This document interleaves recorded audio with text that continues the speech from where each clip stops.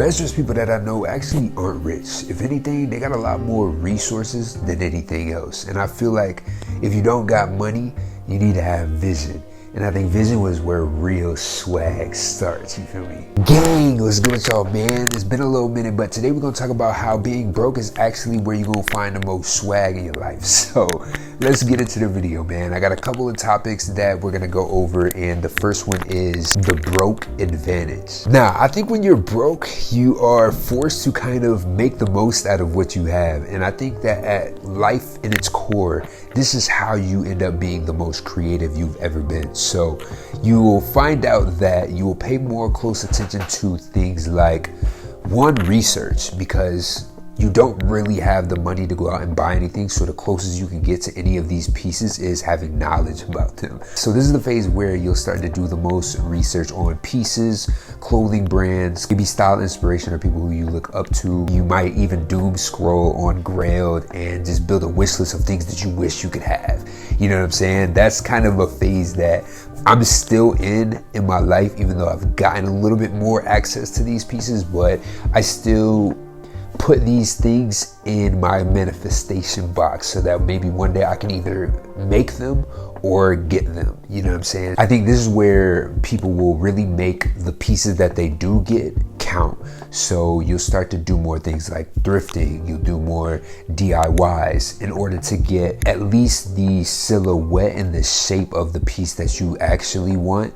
And then you'll realize that you can make it with whatever you already have on you. I really think this teaches you style as a language, and it gives you a foundation to build structure on when it comes to personal style. Now, to give you a quick example and a little story time, if you know anything about the channel, you know that I have grown a lot since when I first started. And when I first started, I used to do a lot of thrift challenges. So either I would have $50 or $100 and I'd go into a thrift store or maybe even like a Target or Walmart, and I would just build an outfit.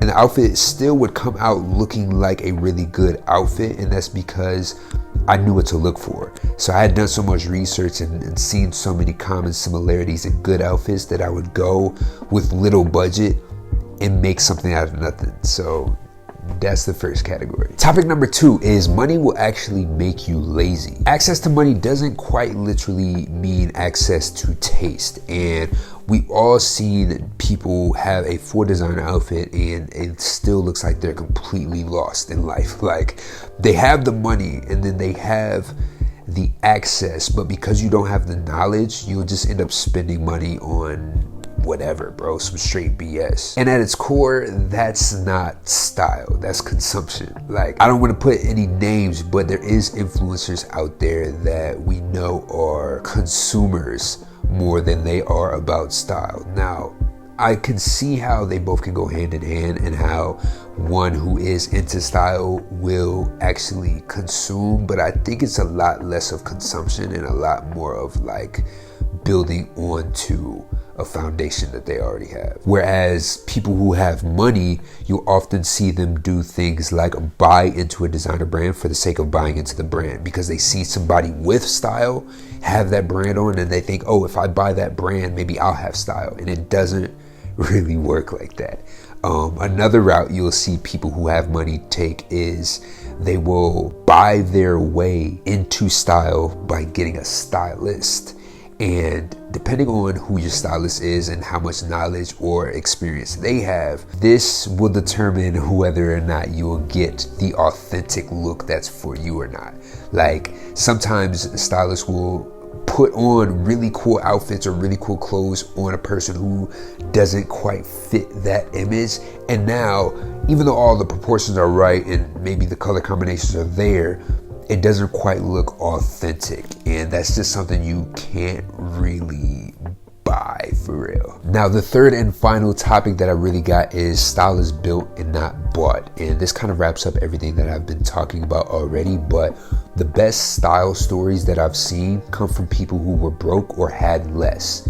Now, even if they ended up getting money somehow, they built it on this foundation to where now, even when they have the money, they can go buy the really, really fire pieces. And this is kind of like final form fashion person, where it's like, I went through the grind of not having anything, and then once I was able to have the access, now I'm like untouchable, bro. You feel me? When you're broke, you kind of have to go through this phase of building a uniform. So you'll often go in this phase where you'll have to do a lot of trial and error. You have to try on a bunch of different clothes. You'll have to try a bunch of different color combinations. So you get all of the ugly phase stuff out the way in the very beginning, and you'll end up subconsciously building this signature look. Even if you're not wearing the same thing every day, typically you'll build this structure to where you have this own personal style about you, and because of that, you'll develop taste. And taste is really what we looking for here. That's really the main thing. I should have started with that, bro. Money can't buy taste. That's really what it is. And when you're broke, you start to develop that taste of what's good and what's not. That way, by the time you have money, it's like very easy to dissect the two. So my message to y'all is, if you are in the stage right now to where you don't have money and you don't have as much access to a lot of the clothes that you want, don't panic, bro. This is actually the best time to develop your style, because you will make all your mistakes while you don't have money.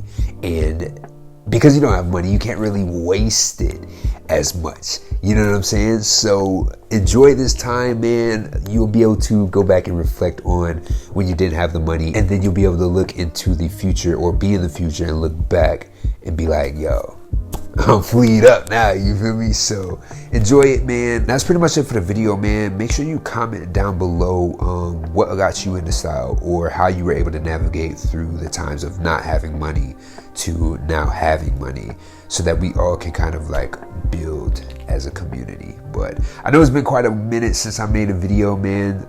We're trying to get back into the swing of things. I personally just feel like it's easier for me to give you guys the same amount of impact in a short form content. So that's why I haven't been on YouTube as much, and it's just, I don't know, I'm making excuses now. But we're here, we back. Subscribe, like, comment, all that good stuff, and I'll be back to y'all more, man. Peace.